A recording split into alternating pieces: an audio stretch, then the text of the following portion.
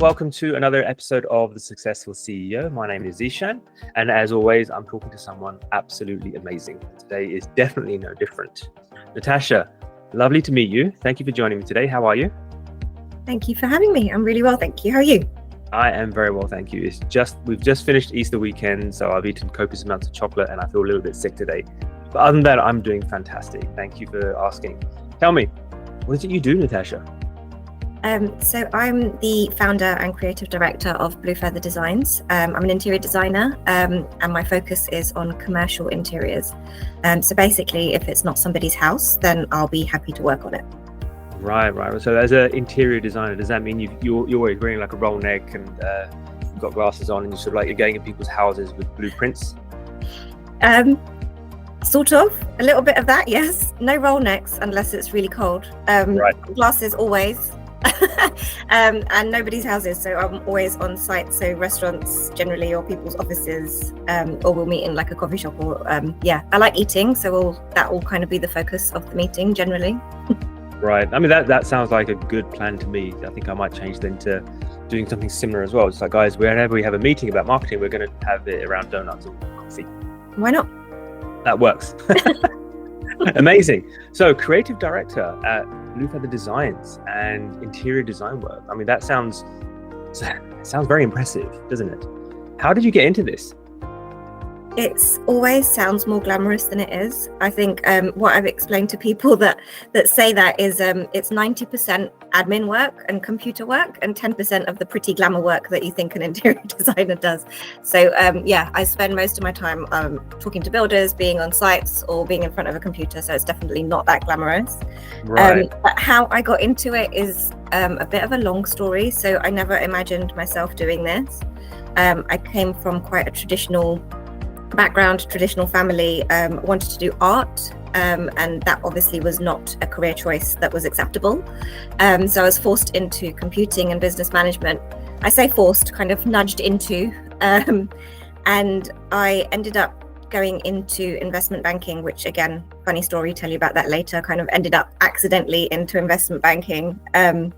Really great job, obviously financially amazing, brilliant first job for a graduate anyway. And I ended up helping them in their hospitality department as well. So kind of wining and dining clients, making sure they were happy, making sure they didn't leave the bank and go somewhere else. And so that was something I really enjoyed doing. And I stayed there for quite a while until I had my daughter. And then on a sideline, my dad was one of the first people to open a Subway in the country. And I've been working with him since I was about 7 years old. And I kind of helped him along the way as well, and he liked to have the training side of things, the operational side of things was his job, and he kind of pushed me into dealing with the builders and the setup of the actual stores. And again, this kind of wasn't planned, it was just one of those things that kind of naturally happened. And I ended up doing that for quite a few years alongside everything else that life was throwing at me. So it wasn't a full-time job, but it was something I was doing regularly. And helping him out whenever I could. And then again, kind of organically, people left Subway, started up their own restaurants, and then called me and said, Natasha, need you to come and help me. My first reaction was, I can't, I have no idea what I'm doing. But I've always been taught that you kind of say yes and think about it later and work it out. So I did that, and it ended up kind of being the start of the business, really. That is a very impressive background, and very varied. I had no idea that you were an investment banker previously. So that's quite a jump from sort of finance banking to the creative side of things. So really sort of left side, right side brain. That's really interesting. We'll get into that another day, I think. But I have a separate question for you. With that sort of varied background, working with your dad and the different industries, are there any role models that you have that inspire you or have inspired you? Dad has always been my role model. Like I said, he's the only one that always taught me that, you can do anything, whatever you want to do, just follow it and think about it later. It doesn't matter about hows and whys and ifs and you can'ts and, all of those questions are kind of their sidelines. Never think about it, just go and do what you want to do. He's always been a risk taker, as much as my mum hates it. And I've kind of followed suit. So I do, and my husband says this to me as well. He's like, you're an action taker. You kind of do things without thinking and then think about it later. Whether that's a good or a bad thing is kind of up for discussion. But he's always been my role model. And actually, he's always, I mean, from, like I said, I was quite a traditional background, but he never treated me any differently because I was a gal. I was always kind of his right hand and always helping him. And I've got a brother as well, and he wasn't kind of interested in the business. So he always kind of treated me as an equal, and I wasn't any different because I was a gal. And kind of in that time, people did have that distinction. Oh, girls don't do this and boys don't do this. Whereas things are quite different now. For my children, things are quite different. So I think it was really important for me to have him in my life to kind of push me along, and he's still there doing that. That's lovely, isn't it? And I love the fact that you're talking about the cultural aspects and how things have changed and developed over time from a generational perspective, because they really have evolved. Everything from how we communicate, the way that we live our lives, what we do on a day-to-day basis, and having a strong role model in your life to push you through and drive you through is very, very important. And the fact that you've got someone as close to you on a bit, both physically close to you as opposed to someone you watch online, or because some people say, oh, Jeff Bezos is my idol. I'm like, cool, that's great, it's your role model. But do you actually know them? But you actually know your father. You learned from him, as you said. You had your experience with him in Subway and how he did things and whatnot. So I really like that. That's good. So tell me about your company. What's the one thing that you're most proud of in your organization? There's a lot of things. I think my most kind of proud moment is that I still exist in this day and age. I've been going for 10 years now, and I've seen so many companies come and go. So I think I'm most proud of the fact that despite the very many ups and downs and some very, very downs, I've still kind of stuck with it. I mean, don't get me wrong, there's many times where I've thought I need to pack this in, I need to go find a job, I need to go do something else, what am I doing here? But I'm actually most proud of the fact that I've just kept going and I still exist as a business. Yeah, I get that.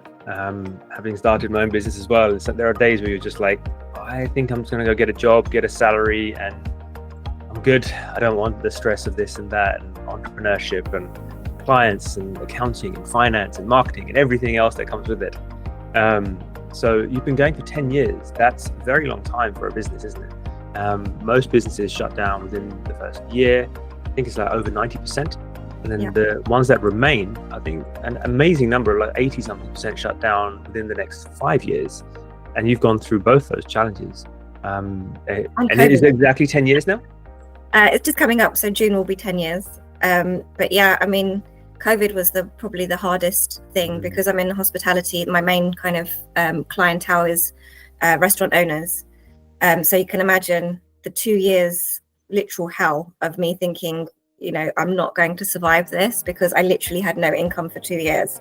And I had friends in residential design that were all like, we are booming, like, come and do this, come and do residential design. But my heart was just never in it. I did think about it and I thought, okay, yeah, well, I need to do something.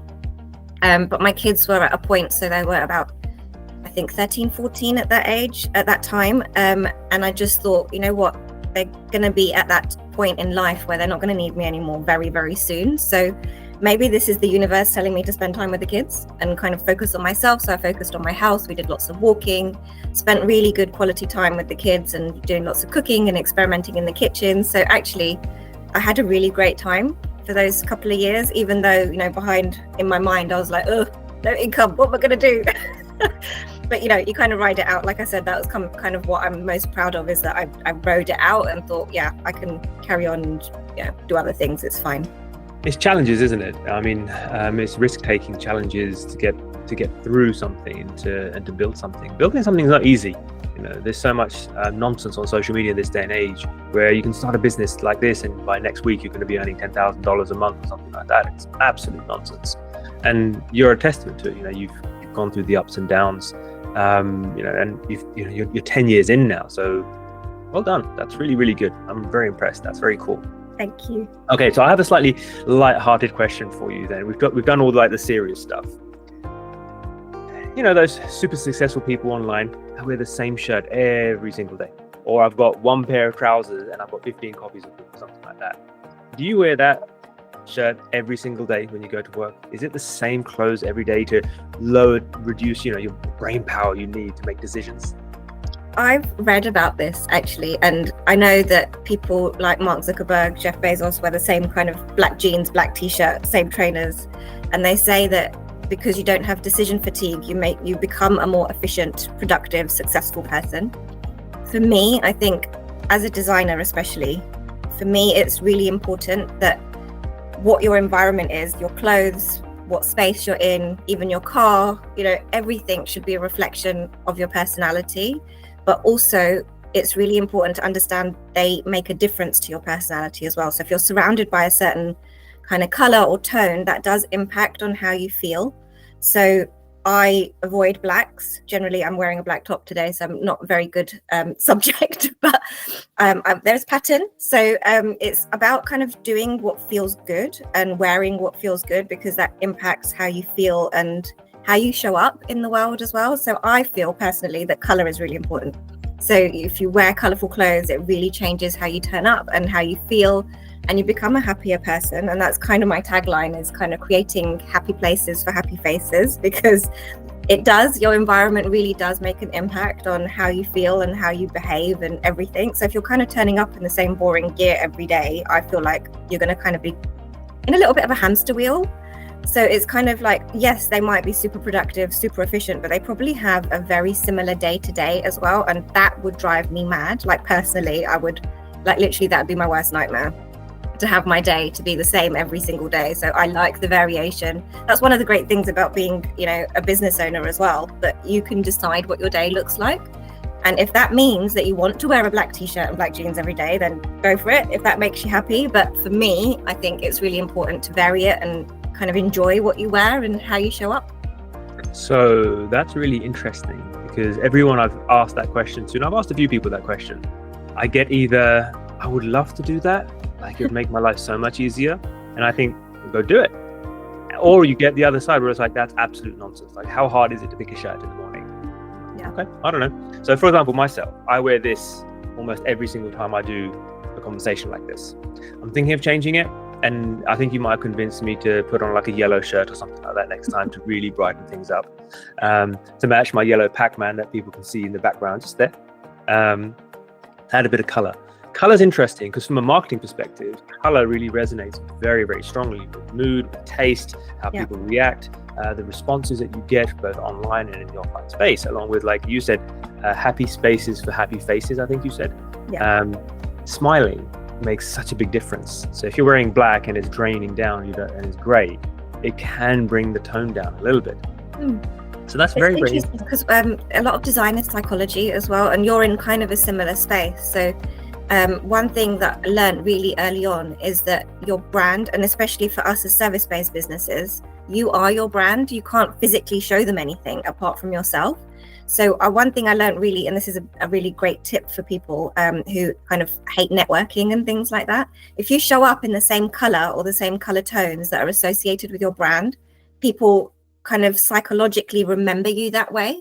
So when they see, for me, it's blue because my company's Blue Feather. So I'll always turn up in some shade of teal or blue or kind of a greeny shade, and people will always be like, oh, it's Natasha and she's blue. That's what people associate me with. And I've been in situations, like casual situations, where I haven't been wearing blue and people are like, oh, it's weird that you're not wearing blue. And they don't actually always understand that they notice it, but they do. And it's just one of those things that kind of in the back of their mind. But people that have strong brand colors, especially, it's a really great thing to do. So if you're wearing like red, for example, people always associate red with you. And it's a really great way of kind of keeping yourself memorable. That's a really good tip. That's a really, really good tip. And I'm definitely going to implement that into my work life now. So I'm going to be wearing purple all the time because my brand colors are black, white, and purple. Yeah. So, all right, purple. I have to go get a purple shirt now. Just be careful because people might call you Cadbury Man or something. I think I could accept that. I'm pretty sure I could accept that one. That one's all right. It's not a bad association to be associated. Right. I mean, Cadbury's is good. Chocolate makes people happy. Cool. Exactly. All right. Let me ask you a different question. So we've talked about work, we talked about your background, we talked about your father being an amazing role model, and it's very, very clear that you've got a phenomenal work ethic, whether you wear the same clothes or not. That's fine.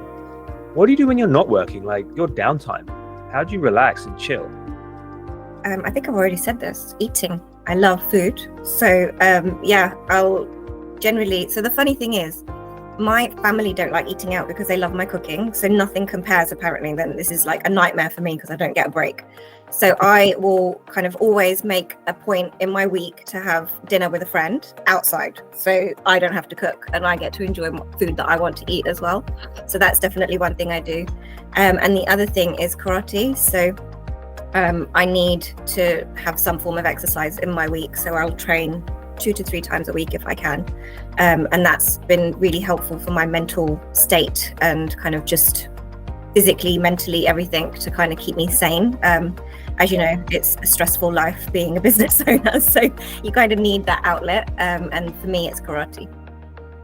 Okay, so we've got cooking, karate, mother, successful businesswoman, 10 years in. I feel like I might have to close this interview off here now. I don't know what else to ask you all of a sudden. But I will ask you one final question with everything that you've said. We're going to try and wrap this up, and then I'm going to leave you in peace. There's one thing that you could tell something to the generation after you, the 20-something-year-olds who are coming out of university, and they're thinking, I'd love to do something similar, perhaps in the same industry as you, but they don't know where to turn or where to go because there's information overload in this day and age. If you could give them a bit of advice, what advice would you give them? I do this anyway because I'm a mentor at Kingston University and also at an organisation called Be Inclusive. I mentor there as well. And one of the kind of fundamental things that education doesn't give us is the fact that people matter. So my one tip for people coming into the industry is you network the hell out of everything, like every situation.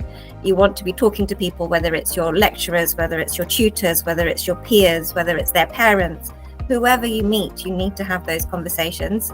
And it's funny because that's kind of the one thing that I feel like is missing from the new generation coming into work, is that they're very shy and they're very reserved. I mean, in their own circles, and you have all of these people that are so-called influencers online and everything else. You meet them in real life, they don't know how to have a conversation, and it's actually quite scary. So that's kind of what I would tell people is like, practice that skill of talking to people and meeting people and just being yourself. Like, you don't need to be somebody else. There's only one you.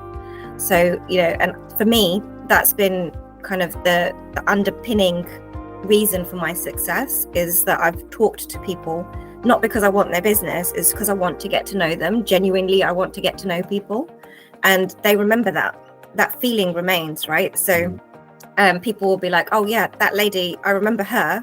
Can't remember what she does, but I remember her. And then that might instigate another conversation. Oh, what is it that you actually do? I've actually been at networking events where I've been talking to people all night and they still have no idea what I do, because it's not the primary function of the conversation. You want to get to know people.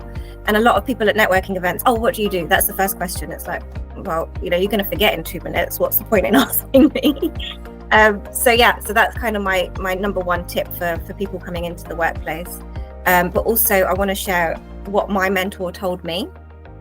Because I was never that academic and exams were always a struggle.